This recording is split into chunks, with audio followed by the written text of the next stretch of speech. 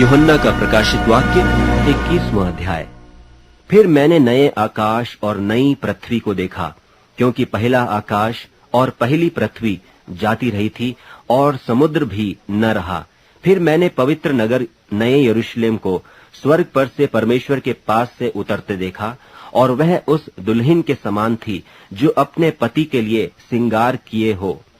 फिर मैंने सिंहासन में से किसी को ऊंचे शब्द से यह कहते हुए सुना कि देख, परमेश्वर का डेरा मनुष्यों के बीच में है। वह उनके साथ डेरा करेगा और वे उसके लोग होंगे, और परमेश्वर आप उनके साथ रहेगा और उनका परमेश्वर होगा, और वह उनकी आंखों से सब आंसू पोंछ डालेगा। और उसके बाद मृत्यु न रहेगी, और न शोक, न विलाप, न पीड़ा रहेगी। पहली बातें जाती रहीं। और जो सिंहासन पर बैठा था उसने कहा कि देख, मैं सब कुछ नया कर देता हूं। फिर उसने कहा कि लिख ले, क्योंकि ये वचन विश्वास के योग्य और सत्य हैं। फिर उसने मुझसे कहा, ये बातें पूरी हो गई हैं। मैं अल्फा और ओमेगा, आदि और अंत हूं। मैं प्यासे को जीवन के जल के सोते में से सेंत मेंत पिलाऊंगा। जो जय पाए वही इन वस्तुओं का वारिस होगा, और मैं उसका परमेश्वर होऊंगा और वह मेरा पुत्र होगा। पर डरपोकों और अविश्वासियों और घिनौनों और हत्यारों और व्यभिचारियों और टोन्हों और मूर्ति पूजकों और सब झूठों का भाग उस झील में मिलेगा जो आग और गंधक से जलती रहती है। यह दूसरी मृत्यु है। फिर जिन 7 स्वर्गदूतों के पास 7 पिछली विपत्तियों से भरे हुए 7 कटोरे थे, उनमें से एक मेरे पास आया और मेरे साथ बातें करके कहा, इधर आ, मैं तुझे दुल्हन अर्थात मेमने की पत्नी दिखाऊंगा। और वह मुझे आत्मा में एक बड़े और ऊंचे पहाड़ पर ले गया, और पवित्र नगर यरूशलेम को स्वर्ग पर से परमेश्वर के पास से उतरते दिखाया। परमेश्वर की महिमा उसमें थी, और उसकी ज्योति बहुत ही बहुमोल पत्थर अर्थात बिल्लौर के समान यशब की नाई स्वच्छ थी। और उसकी शहरपनाह बड़ी ऊंची थी, और उसके 12 फाटक, और फाटकों पर 12 स्वर्गदूत थे, और उन पर इस्राएलियों के 12 गोत्रों के नाम लिखे थे। पूर्व की ओर 3 फाटक, उत्तर की ओर 3 फाटक, दक्षिण की ओर 3 फाटक, और पश्चिम की ओर 3 फाटक थे। और नगर की शहरपनाह की 12 नेवें थीं, और उन पर मेमने के 12 प्रेरितों के 12 नाम लिखे थे। और जो मेरे साथ बातें कर रहा था, उसके पास नगर और उसके फाटकों और उसकी शहरपनाह को नापने के लिए एक सोने का गज था। और वह नगर चौकोर बसा हुआ था, और उसकी लंबाई चौड़ाई के बराबर थी। और उसने उस गज से नगर को नापा तो 750 कोस का निकला। उसकी लंबाई और चौड़ाई और ऊंचाई बराबर थी। और उसने उसकी शहरपनाह को मनुष्य के अर्थात स्वर्गदूत के नाप से नापा तो 144 हाथ निकली। और उसकी शहरपनाह की जुड़ाई यशब की थी। और नगर ऐसे चोखे सोने का था जो स्वच्छ कांच के समान हो। और उस नगर की नेवें हर प्रकार के बहुमोल पत्थरों से संवारी हुई थीं। पहली नेव यशब की थी, दूसरी नीलमणि की, तीसरी लालड़ी की, चौथी मरकत की, 5वीं गोमेदक की, 6वीं माणिक्य की, 7वीं पीतमणि की, 8वीं पेरोज की, 9वीं पुखराज की, 10वीं लहसनिये की, 11वीं धूम्रकांत की, 12वीं याकूत की। और 12 फाटक 12 मोतियों के थे। एक एक फाटक एक एक मोती का बना था। और नगर की सड़क स्वच्छ कांच के समान चोखे सोने की थी। और मैंने उसमें कोई मंदिर न देखा, क्योंकि सर्वशक्तिमान प्रभु परमेश्वर और मेमना उसका मंदिर हैं। और उस नगर में सूर्य और चांद के उजाले का प्रयोजन नहीं, क्योंकि परमेश्वर के तेज से उसमें उजाला हो रहा है, और मेमना उसका दीपक है। और जाति जाति के लोग उसकी ज्योति में चले फिरेंगे, और पृथ्वी के राजा अपने अपने तेज का सामान उसमें लाएंगे। और उसके फाटक दिन को कभी बंद न होंगे, और रात वहां न होगी। और लोग जाति जाति के तेज और विभव का सामान उसमें लाएंगे, और उसमें कोई अपवित्र वस्तु या घृणित काम करने वाला या झूठ का गढ़ने वाला किसी रीति से प्रवेश न करेगा, पर केवल वे लोग जिनके नाम मेमने के जीवन की पुस्तक में लिखे हैं।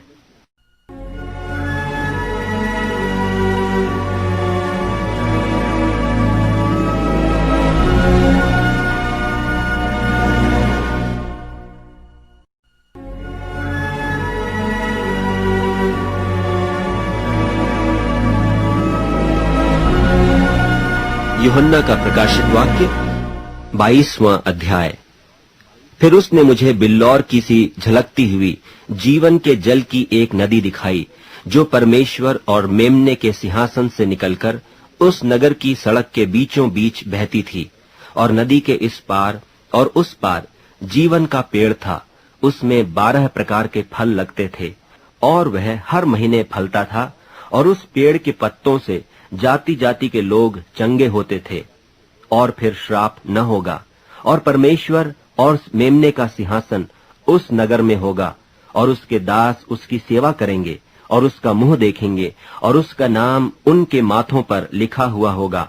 और फिर रात न होगी, और उन्हें दीपक और सूर्य के उजाले का प्रयोजन न होगा, क्योंकि प्रभु परमेश्वर उन्हें उजियाला देगा, और वे युगानुयुग राज्य करेंगे। फिर उसने मुझसे कहा, ये बातें विश्वास के योग्य और सत्य हैं।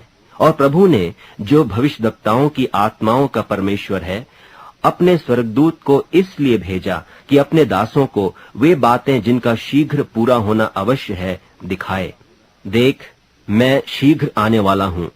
धन्य है वह जो इस पुस्तक की भविष्यवाणी की बातें मानता है। मैं वही यूहन्ना हूँ जो ये बातें सुनता और देखता था। और जब मैंने सुना और देखा, तो जो स्वर्गदूत मुझे ये बातें दिखाता था, मैं उसके पांवों पर दंडवत करने के लिए गिर पड़ा। और उसने मुझसे कहा, देख, ऐसा मत कर, क्योंकि मैं तेरा और तेरे भाई भविष्यद्वक्ताओं और इस पुस्तक की बातों के मानने वालों का संगी दास हूँ। परमेश्वर ही को दंडवत कर। फिर उसने मुझसे कहा, इस पुस्तक की भविष्यवाणी की बातों को बंद मत कर, क्योंकि समय निकट है। जो अन्याय करता है वह अन्याय ही करता रहे, और जो मलिन है वह मलिन बना रहे, और जो धर्मी है वह धर्मी बना रहे, और जो पवित्र है वह पवित्र बना रहे। देख, मैं शीघ्र आने वाला हूँ, और हर एक के काम के अनुसार बदला देने के लिए प्रतिफल मेरे पास है। मैं अल्फा और ओमेगा, पहला और पिछला, आदि और अंत हूँ। धन्य वे हैं जो अपने वस्त्र धो लेते हैं, क्योंकि उन्हें जीवन के पेड़ के पास आने का अधिकार मिलेगा, और वे फाटकों से होकर नगर में प्रवेश करेंगे। पर कुत्ते और टोन्हे और व्यभिचारी और हत्यारे और मूर्ति पूजक और हर एक झूठ का चाहने वाला और गढ़ने वाला बाहर रहेगा। मुझ यीशु ने अपने स्वर्गदूत को इसलिए भेजा कि तुम्हारे आगे कलीसियाओं के विषय में इन बातों की गवाही दे। मैं दाऊद का मूल और वंश और भोर का चमकता हुआ तारा हूँ। और आत्मा और दुल्हन दोनों कहती हैं, आ, और सुनने वाला भी कहे कि आ। और जो प्यासा हो वह आए, और जो कोई चाहे वह जीवन का जल सेत में ले। मैं हर एक को जो इस पुस्तक की भविष्यवाणी की बातें सुनता है गवाही देता हूँ कि यदि कोई मनुष्य इन बातों में कुछ बढ़ाए, तो परमेश्वर उन विपत्तियों को जो इस पुस्तक में लिखी हैं उस पर बढ़ाएगा। और यदि कोई इस भविष्यवाणी की पुस्तक की बातों में से कुछ निकाल डाले, तो परमेश्वर उस जीवन के पेड़ और पवित्र नगर में से जिसकी चर्चा इस पुस्तक में है उसका भाग निकाल देगा। जो इन बातों की गवाही देता है वह यह कहता है, हाँ, मैं शीघ्र आने वाला हूँ। आमीन। हे प्रभु यीशु, आ। प्रभु यीशु का अनुग्रह पवित्र लोगों के साथ रहे। आमीन।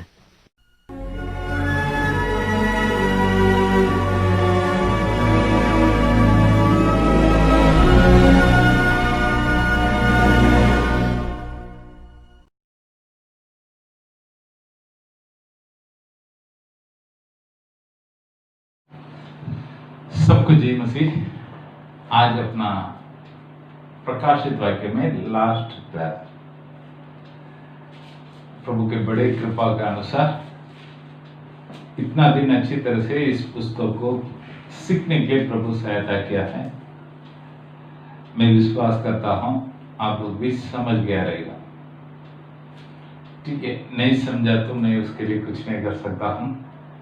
मेरे हिसाब से जितना मैं सिखाने का है सिखाया हूं। अगर आपको कुछ डाउट्स है तो आज नहीं तो कल सवेरे तक फोन करके बोलेंगे तो कल का दिन आपको डाउट्स क्लियरेंस का मीटिंग रहेगा। ठीक है, प्रकाशित वाक्य में हमने सीखा हुआ बात क्या है? पहले अध्याय में हम देखा है प्रभु यीशु मसीह यूहन्ना, जो प्रभु का चेला यूहन्ना को दर्शन दिया है। कहां पर वो दर्शन दिया है कर हम देखेंगे तो बदमूस करके बोलने वाला एक टापू में, डोमिनिशियन करके बोलने वाला एक रोम के केसर के द्वारा प्रभु की गवाही के कारण, प्रभु के लिए गवाही के रूप में खड़ा होने के कारण इस यूहन्ना को एक टापू में भेजा गया था।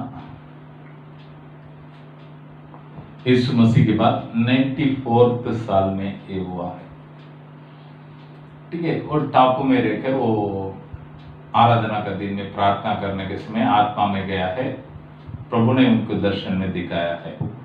उन्होंने जो दर्शन में देखा हुआ बात को पहले अध्याय में लिखा है और दूसरा और तीसरे अध्याय में हम देखते हैं 7 कलीसिया को प्रभु ने दिया हुआ संदेश को लिखकर भेजा है। 7 कलीसिया, यीशु, स्मिर्ना, बेरगमो, थियतीरा, सरदै, फिलाडेल्फिया, लवोदिकिया, इस 7 कलीसिया को प्रभु ने जो वचन को दिया है उसको लिखकर भेजा है। तो मैंने आपको क्लियरली समझाया है। उन दिनों में 7 कलीसिया केवल था क्या कर बोलेगा तो नहीं, उन दिनों में रहने वाला कलीसिया के बीचों में से प्रभु ने एक 7 तरीका का कलीसिया में 7 कलीसिया को निकाल कर लिया है। इस 7 कलीसिया हर दिन रहता है और 7 तरीका कलीसिया का दिनों को भी हमने देखा था। तो दूसरा और तीसरा अध्याय में उस बातों को लिखा था। तो चौथा अध्याय से हम देखते हैं कलीसिया को उठा लिया जाता है। उसके बाद क्लेश का दिन कैसे हो रहा है, क्या हो रहा है, मसीह विरोधी का दिन क्या क्या हो रहा है कर इस सारे बातों को देखा था। चौथा अध्याय में सृष्टि का आराधना को देखा था। 5वां अध्याय में हम देखा था छुटकारा पाया हुआ लोगों का आराधना को देखा था और 7 मोहर को देखा था और 7 दुर्गी को देखा था और 7 कटोरा को देखा था। 17-18 अध्याय तक। 19वां अध्याय में हमने देखा था मेमना का लहन, शादी होने के बाद वो पृथ्वी में आते हैं। पहले पशु को पकड़ लिया है, दूसरे झूठा भविष्यद्वक्ता को पकड़ा है। उन दोनों को आग और गंधक जलने वाला नरक में डाल दिया था। उसके बाद ये पुराना अजगर, पुराना सांप इब्लिस और उनके सारे दूतों को पकड़कर अतव कुंड में बांध के रख दिया था। 1000 साल तक उन लोगों को बांध के रखा था। प्रभु ने 1000 साल इस पृथ्वी में राज किया है। उसके बाद लास्ट में शैतान को खोल दिया गया था। शैतान आकर बहुत लोगों को बरमा कर प्रभु के विरोध में युद्ध करने के लिए खड़ा किया था। प्रभु ने अपने मुंह के शब्दों से सभी को नष्ट करके नरक में डाल दिया है। उसके बाद श्वेत सिंहासन में बैठकर प्रभु ने न्याय किया था। हर एक मरा हुआ सब लोग आकर खड़ा हो गया है, सबका न्याय किया गया है। फिर से मैं एक बार आपको बताता हूं, हमारा मानना यह है, हमारा विश्वास ये है, कलीसिया को उठा लेने के बाद 7 साल इस दुनिया में मसीह विरोधी का राज हुआ। वो 7 साल को पहले 3.5 साल क्लेश का दिन करके बोला जाता है, दूसरे 3.5 साल महाक्लेश का दिन करके बोला जाता है। उसके बाद प्रभु अपने दूतों का साथ, अपने सेनाओं का साथ आकर इस दुनिया में उस मसीह विरोधी को पकड़कर किधर डाल देगा? आग और गंधक जलने वाला नरक में डाल देगा। और 1000 साल प्रभु और प्रभु के पवित्र लोग मिलकर इस दुनिया का राज करेंगे। उसके बाद शैतान को छोड़ दिया जाएगा। शैतान बहुत लोगों को अपने पक्ष में ले लेगा, प्रभु के विरोध में वापस युद्ध करेगा। वो लास्ट युद्ध है। वो युद्ध होने के बाद सारे शैतान और शैतान का दूत लोग को पकड़ के नरक में डाल दिया जाएगा। उसके बाद इस पृथ्वी में उसके पहले मरा हुआ सभी लोग न्याय के सिंहासन के सामने खड़ा होंगे। न्याय होगा। न्याय होने के बाद पृथ्वी और आकाश और पृथ्वी निकल जाएगा प्रभु के उपस्थिति से। समुद्र भी नहीं रहेगा। एक नया आकाश को प्रभु बनाएगा, नया पृथ्वी को प्रभु बनाएगा। वहां पर अनंत काल का जीवन, स्वर्गीय जीवन वहां पर होगा। ठीक है। तो 19वां अध्याय में 20वां अध्याय में कल का दिनों में यही लास्ट में देखा था। क्या है? श्वेत सिंहासन का न्याय करके हम देखा था। और फिर से एक बार 20वां अध्याय में 11 वचन से पढ़ो। फिर मैंने एक बड़ा श्वेत सिंहासन और उसको जो उस पर बैठा हुआ है देखा। उसके सामने से पृथ्वी और आकाश भाग गए और उनके लिए जगह न मिली। फिर मैंने छोटे बड़े सब मरे हुओं को सिंहासन के सामने खड़े हुए देखा और पुस्तकें खोली गई और फिर एक और पुस्तक खोली गई, अर्थात जीवन की पुस्तक। ये सारे बातों को हम देखते हैं। लास्ट में हम देखते हैं सबको नरक में डाल दिया गया है।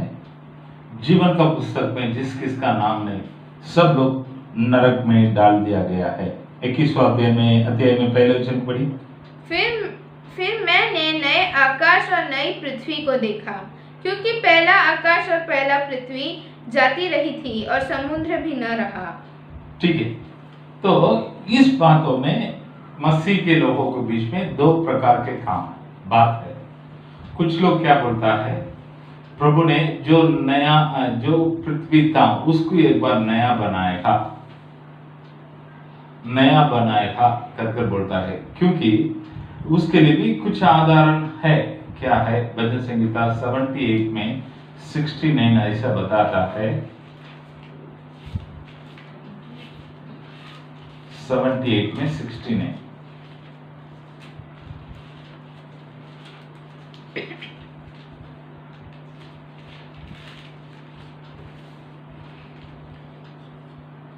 उसने अपने पवित्र स्थान को बहुत ऊंचा बना दिया और पृथ्वी के समान स्थिर बनाया। उसकी स्थिर बनाया है। हाँ, ठीक है।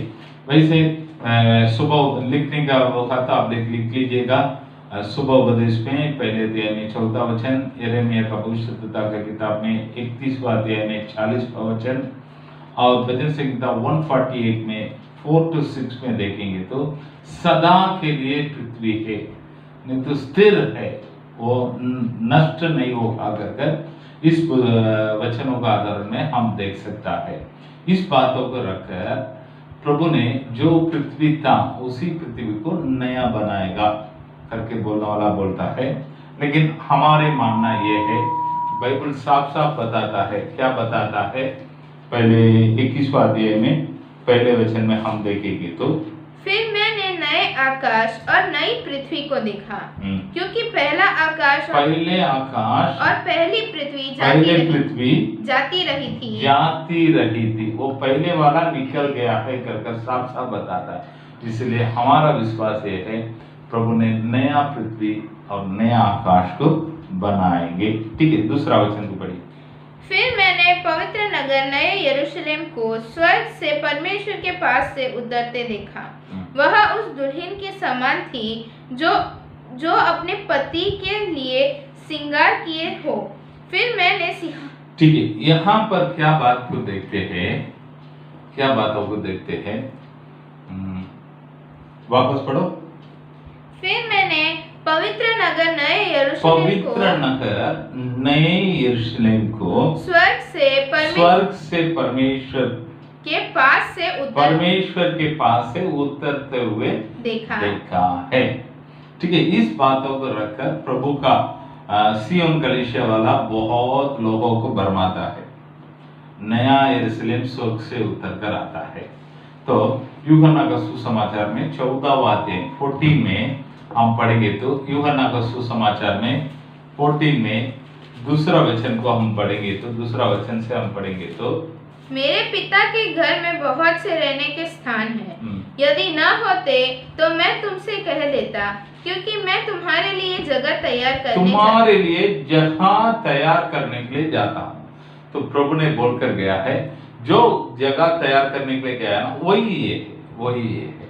ठीक है, इस नया यरूशलेम के बारे में बाइबल में कई जगह पर हम पढ़ते हैं। नया यरूशलेम कर 21 में 2 में पढ़ते हैं, और गलातिया की किताब में 4 में 26 में पढ़ेंगे। तो गलातिया पत्रिका में 4 में 26 में पढ़ेंगे तो इसके बारे में क्या बोलता है? ऊपर का यरूशलेम करके बोलता है। पढ़ो। पर ऊपर की यरूशलेम स्वतंत्र है। हाँ, बस ऊपर का यरूशलेम करके गलातिया के पुस्तक में 4वां अध्याय में 26वां वचन बताता है।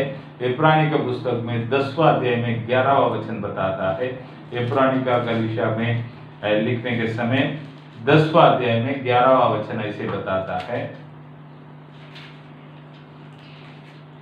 हर एक याजक तो खड़े होकर प्रतिदिन सेवा करता है और एक ही प्रकार के बलिदान को, जो पापों को कभी भी दूर नहीं कर सकते, बार बार चढ़ाता है।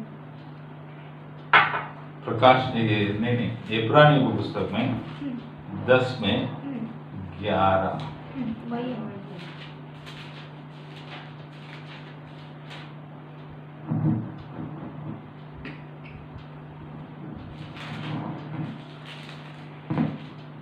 11 में पढ़ो। 11 में 10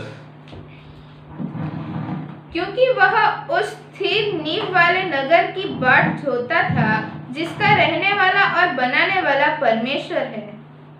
ठीक है, वापस पढ़ो। क्योंकि वह उस स्थिर नींव वाले नगर करके इब्रानी को कलीसिया को लिखने वाला प्रभु का दास बताता है। और इब्रानी को कलीसिया को लिखने वाला पुस्तक में 12 में 22 में पढ़ेंगे तो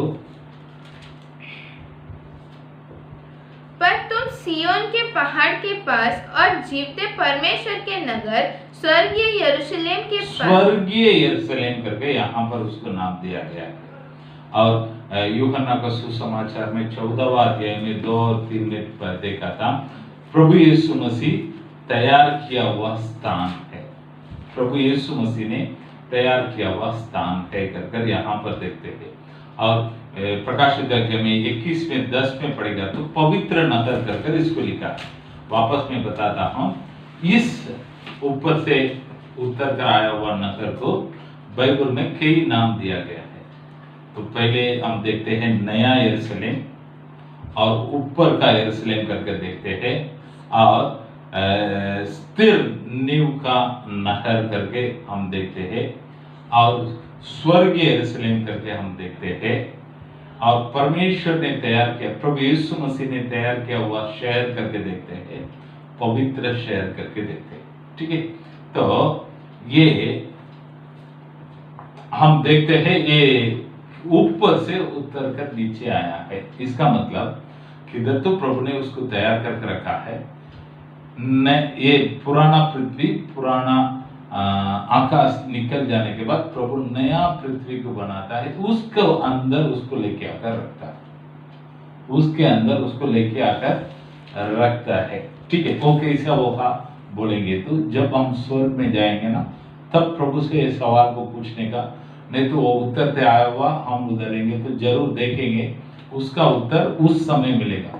वो ऐसा कैसा होगा कर बोलेगा तो उनके पास बैठकर बहस करने का नहीं, उसको इतना बोल देने का, हम स्वर्ग में जाएंगे, प्रभु से इस सवाल का उत्तर पूछेंगे। हमारा प्रभु से असंभव काम कुछ भी नहीं, बाइबल में लिखा है, उस बातों को मैं ऐसे ही मानता हूँ। इसके अलावा इस सवाल का उत्तर हमारे पास कुछ नहीं। ठीक है, तो इस बातों को रखकर कोई भी भरमाएगा तो उसके बारे में हम उधर इधर भटकने का जरूरत नहीं है। तीसरा वचन में पढ़िए। फिर मैंने सिंहासन में से किसी को ऊंचे शब्द से यह कहते हुए सुना, देख, परमेश्वर का डेरा मनुष्य के बीच में है। वह उनके साथ डेरा करेगा और वे उसके लोग होंगे और परमेश्वर आप उनके साथ रहेगा और उनका परमेश्वर होगा। ठीक है, पहले इस पृथ्वी को बनाने के समय एदेन वाटिका में हम देखने वाला एक बात है, रोज शाम के ठंडे समय में पिता परमेश्वर उतर कर आता था, आदम और हवा से बात करता था, उनके साथ साथ उनके संगति में रहता था। जब उन लोग ने पाप किया तो पिता परमेश्वर अभी स्वर्ग में चला गया, स्वर्ग में चला गया। ठीक है, वापस पिता परमेश्वर उतर कर आया है कर हम किधर भी एकदम साफ साफ देख नहीं सकता है, लेकिन हम यहाँ पर देखता है नया पृथ्वी नया आकाश का अंदर रहने वाला पवित्र नगर पहले आया है। उस नगर का अंदर अभी बड़ा स्वर्ग से बड़ा शब्द क्या हो रहा है, पढ़ो वापस तीसरा वचन। देख, परमेश्वर का डेरा मनुष्य के बीच परमेश्वर का डेरा मनुष्य के बीच में है। वह उनके साथ डेरा करेगा, वो उनके साथ डेरा करेगा और वे उसके लोग होंगे। पांचवा वचन में हम देखते हैं, जो सिंहासन पर बैठा था उसने कहा, देख, मैं सब कुछ नया कर देता हूँ। फिर ठीक है, यहाँ पर देखता है उस नया पृथ्वी में नया आकाश में पिता परमेश्वर रहेगा, पिता परमेश्वर रहेगा। उस समय उनको हम आंखों आंख देखेंगे। जब तक अभी ये सब हो रहा है इसके बीच में हम पिता परमेश्वर को देख सकते हैं क्या, बोलेगा तो मुश्किल। लेकिन पहले बार पृथ्वी में पिता परमेश्वर उतर कर आता है, सब लोग अभी आंखों आंख उसको देखते हैं, पिता परमेश्वर को। ये बहुत एक आनंद समय है। ठीक है, अभी तक बहुत लोग बोलता है मैंने स्वर्ग में गया है, पिता परमेश्वर को देखा है, ऐसा है वैसा है कर बोलेगा तो वो भाई साहब बहुत अच्छा डायलॉग मार रहा है करके समझ लेने का है। पिता परमेश्वर को आज तक कोई भी देखा नहीं, आने वाला दिनों में भी देख नहीं सकता है। कब पिता परमेश्वर को लोग देखेंगे, नया पृथ्वी में नया आकाश में। उस समय प्रभु आप भी लोगों के बीच में डेरा करेगा। आगे 9वां वचन में पढ़ी। फिर जिन 7 स्वर्गदूतों के पास 7 अंतिम विपत्तियां से भरे हुए 7 कटोरे थे, उनमें से एक मेरे पास आया और मेरे साथ बातें करके कहा, इधर आ, मैं तुझे दुल्हन अर्थात मेमने की पत्नी दिखाऊंगा। ठीक है, पहले यूहन्ना ने इस दर्शन में देखा है, अभी एक स्वर्गदूत आकर बता इधर आओ मैं करके उसको अच्छी तरह से बता रहा है, एक ही बात वापस आ रहा है। ठीक है, इसमें ये आप सब कंफ्यूज नहीं होना चाहिए, एक क्या दोबारा एक से ये आ रहा है उतर कर आ रहा है करके सोचना नहीं चाहिए। वापस पढ़ो 9वां वचन को। फिर जिन 7 स्वर्गदूतों के पास 7 अंतिम विपत्तियां से भरे हुए 7 कटोरे थे, उनमें से एक मेरे पास आया और मेरे साथ बातें करके कहा, इधर आ, मैं तुझे दुल्हन अर्थात मेमने की पत्नी दिखाऊंगा। दुल्हन अर्थात मेमना का पत्नी दिखाऊंगा। दूसरा वचन में भी वही बात लिखा है, वही बातों को अभी एक स्वर्गदूत आकर उसको दिखाता है। 10वां वचन में पढ़ी। तब वह मुझे आत्मा में एक बड़े और ऊंचे पहाड़ पर ले गया और पवित्र नगर यरूशलेम को स्वर्ग से परमेश्वर के पास से उतरते दिखाया। परमेश्वर की महिमा उनमें थी और उसकी ज्योति बहुत सी बहुमूल्य पत्थर। तो ये पहले बताया हुआ दूसरा वचन में लिखा हुआ बात है, यही बातों को वापस हम देखते हैं। ठीक है, तो यहाँ पर इस बातों को सीखने के समय कुछ बातों को हम उत्तर दे नहीं सकता है, कुछ बातों को उत्तर दे नहीं सकता है। दूसरा 22वां अध्याय में पढ़ी, 22वां अध्याय में 21 में 22। मैंने उनमें कोई मंदिर न देखा क्योंकि वहां पर नया पृथ्वी में मंदिर नहीं है, क्योंकि पिता परमेश्वर स्वयं वहां पर था, इसके लिए मंदिर का जरूरत नहीं। हम देख नहीं सकता है। 24 को बढ़िए। जाति जाति के लोग उसकी ज्योति में चले फिरे और पृथ्वी के राजा अपने अपने तेज का सामान उनमें लाए। ठीक है, यहाँ पर पृथ्वी का राजा बोलेगा तो कौन है, एक सवाल रखेगा तो वो पता नहीं। ठीक है, पृथ्वी का राजा बोलेगा तो कौन है? प्रभु के लोग है क्या, पवित्र लोग है क्या, प्रभु का करके हम किसी को राज करने वाला प्रभु के पवित्र लोग है क्या करके इसके बारे में आप लोग उत्तर पूछेंगे तो उसका उत्तर मालूम नहीं है। ठीक है, इसमें हम किधर भी बाइबल में इसके बारे में रेफरेंस नहीं है। ठीक है, 26 वचन। लोग जाति जाति के तेज और वैभव का सामान। इधर लोग जाति जाति का, ये जो लोग बोलेगा तो कौन है वो भी पता नहीं है, वो भी स्वर्ग में जाकर ही उसका उत्तर मिलेगा। 22वां अध्याय में दूसरा वचन को पढ़िए। उस नगर की सड़क के बीचों बीच बहती थी नदी के इस पार और उस पार जीवन का वृक्ष था। उनमें 12 प्रकार के फल लगते थे। उनमें 12 प्रकार की फल लगते थे और वह हर महीने फलता था। हर महीना फलता था। और उस वृक्ष के पत्ते से जाति जाति के लोग चंगे होते थे। वृक्ष के पत्ते से जाति जाति का लोग चंगे होते था। इसमें एक सवाल, फिर उधर बीमारी रहेगा तो पता नहीं, इसके लिए भी पता नहीं है। क्यों आप ऐसा बोलता है कर पूछ सकता है, क्योंकि ये आपके मन में ये सवाल जरूर आएगा। पर पत्ते है चंगाई होगा, इसका मतलब बीमारी रहेगा, तो बीमारी कौन लेके आया? शैतान नहीं। बहुत सारे सवाल है। इस सवाल हम प्रभु के पास ही जाकर पूछकर उत्तर लेना चाहिए। तीसरा वचन पढ़िए। फिर श्राप न होगा और परमेश्वर और मेमना का सिंहासन उस नगर में होगा और उसके दास उसकी सेवा करेंगे। वे उसका मुंह देखेंगे और उसका नाम उनके माथे पर लिखा हुआ होगा। ठीक, इस सारी बातों में जैसे लिखा है, लिखा हुआ का अनुसार वैसे हम मान लेंगे। ठीक है, इसमें कुछ एक्सप्लेनेशन देने के जैसा कुछ बात है नहीं और कुछ एक्सप्लेनेशन भी दे नहीं सकता है। ठीक है, लास्ट में 16वां वचन में जाएंगे। मुझ यीशु ने अपने स्वर्गदूत को इसीलिए भेजा कि तुम्हारे आगे कलीसियाओं के विषय में इन बातों की गवाही दे। मैं दाऊद का मूल और वंश। कलीसिया में इन बातों के बारे में बताने के लिए प्रभु ने यूहन्ना को बताया है। यूहन्ना ने अपने प्रभु के उनके भाई लोगों को, सबको, आप लोग भी अपना अपने कलीसिया में बताओ करके लिख के रखा है। तो मुझे जो प्रभु के ओर से आज्ञा था, उस आज्ञा को मैंने इस अध्याय के द्वारा मैंने पूरा कर दिया है। अपना कलीसिया में रहने वाला लोगों को इस प्रकाशित वाक्य के बारे में सिखाने का था, सिखा दिया है। ये प्रभु का एक इच्छा था। प्रभु उस इच्छा को मैंने आप लोग के बीच में पूरा किया है और आप लोग को भी ये दिया हुआ बातों को आप भी दूसरे को जाकर सिखाइए। आगे 17वां वचन।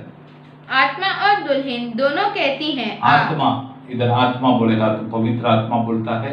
दुल्हन कौन है? दुल्हन कौन है?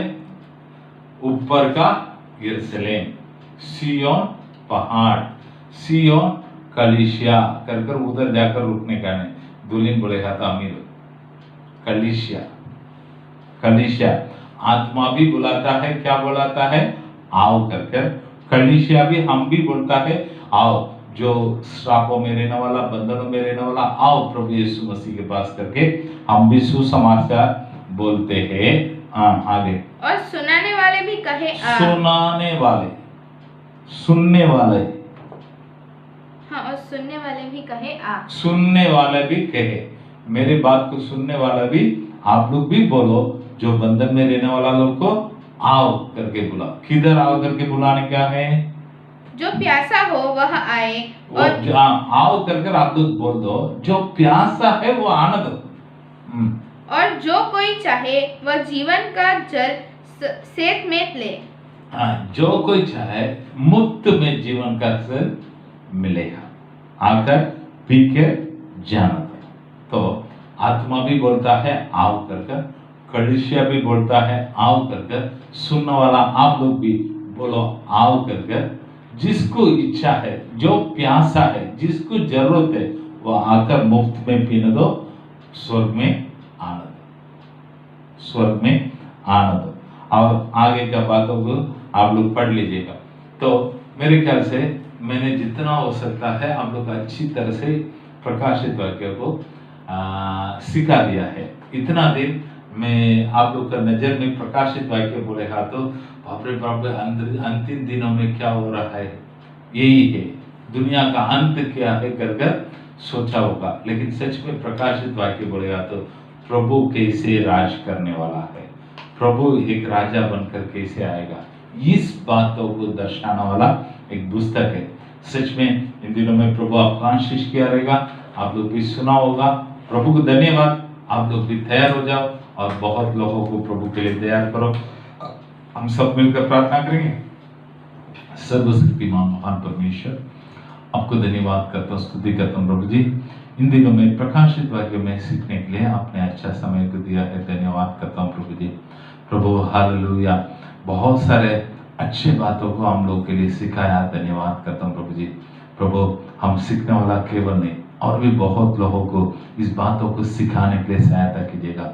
आपके आगमन के लिए हम तैयार होने वाला इतना केवल नहीं, बहुत लोगों को तैयार करने वाला जैसे हमें बना दीजिए। आशीष कीजिए, आशीष कीजिए। प्यारे परमेश्वर, यीशु मसीह के नाम से मांगता अच्छे पिता, आमीन।